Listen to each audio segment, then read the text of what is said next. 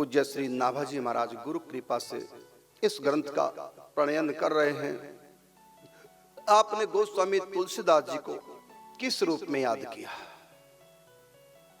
गोस्वामी तुलसीदास जी से ग्रंथ के रचनाकार भक्तमाल के प्रणेता वृंदावन में नाभाजी का और गोस्वामी तुलसीदास जी का मिलन भी हुआ है राम गोलेला स्थान पर। उस समय ग्रंथ लिख ही रहे थे।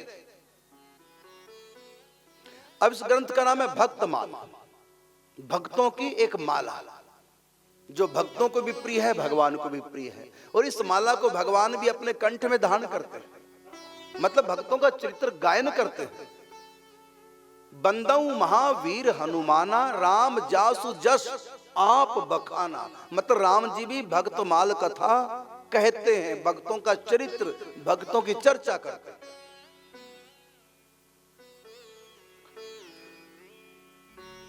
नाभाजी महाराज भक्तमाल अर्थात भक्तों की एक माला, भक्तों का चरित्र आपकी भाषा में कहें लिख रहे हैं। अभी माला नाम दिया ग्रंथ का भक्तमाला, भक्तमाला। अब जब माला होती है उसमें सुमेरु तो होता है, जपने की माला है तो उसमें सुमेरु, जहां माला पूर्ण होती है और प्रारंभ होती है सुमेरु, जिसको लांघा नहीं जाता। अर्थात यहां गोस्वामी तुलसीदास जी को याद किया सुमेरु के रूप में। उनकी भक्ति जिसको कोई लांघ ही नहीं सकता, मर्यादा थी भक्ति की, उस सीमा को कोई पार नहीं कर सकता। मतलब इतना अधिक उन्होंने भजन किया। नाम की महिमा गोस्वामी जी के साहित्य में जितनी प्राप्त होती है और किसी भी महापुरुष के रचित साहित्य में इतनी नाम जप की महिमा नहीं। गजब की महिमा है। मुर्दे में भी प्राण फूंक डाले। मुर्दे का मतलब जो बिल्कुल डेड हो चुके हैं, भक्ति नहीं करते, नाम जप में निष्ठा नहीं, वो भी गोस्वामी तुलसीदास जी का लिटरेचर पढ़ ले, उनका साहित्य पढ़ ले, उनकी भी नाम जप में रुचि हो जाती है। चाहे आप दुर्गा उपासक है, चाहे कृष्ण उपासक है, चाहे शिव उपासक है, गोस्वामी तुलसीदास जी की रामचरितमानस में जो नाम वंदना है और महापुरुषों ने जो व्याख्या की है, टीका किया उस पर, और विनय पत्रिका सभी को पढ़नी चाहिए। खूब सत्संग सुनकर भी जो नाम जप में नहीं लग सके, गोस्वामी तुलसीदास जी के साहित्य का उनको आश्रय लेना चाहिए। जो बिल्कुल भजन के मामले में डेड हो चुके हैं, उनमें भी प्राण फूंक देती है उनकी लेखनी। उनके हाथ में थी लेखनी कमाल की, गजब लिखा है।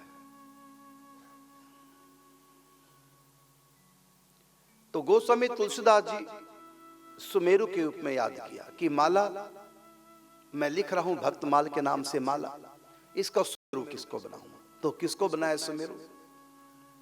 गोस्वामी जी की नाम निष्ठा देकर, क्योंकि कलयुग केवल नाम आधार है। गोस्वामी जी की नाम निष्ठा को देख करके और गोस्वामी जी की दीनता को देख करके, दो बातों से ऐसे प्रभावित हुए।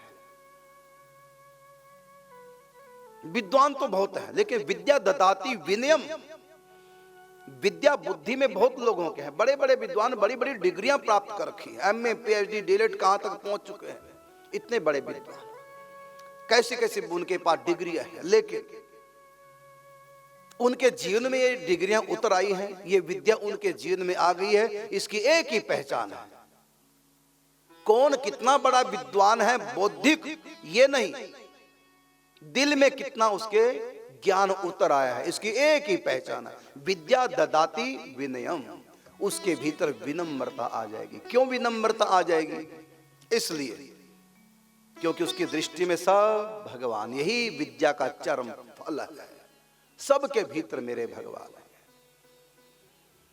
यो माम पश्यति सर्वत्र, यही है विद्या, यही है ज्ञान, यही है तत्व। और ये विद्या जिसके पास आ गई वो झुकेगा। निज प्रभु मैं देखा ही जगत कही सन करहूं विरोध,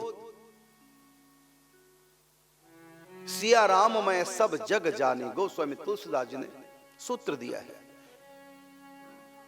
विनय का। और उनके द्वारा लिखा हुआ ग्रंथ रामचरितमानस के बाद यदि किसी ग्रंथ को प्रसिद्धि मिली, गोस्वामी तुलसीदास जी ने बहुत ग्रंथ लिखे, तो विनय पत्रिका। नाम या विनय, झुकना सीखो तो गोस्वामी तुलसीदास जी से।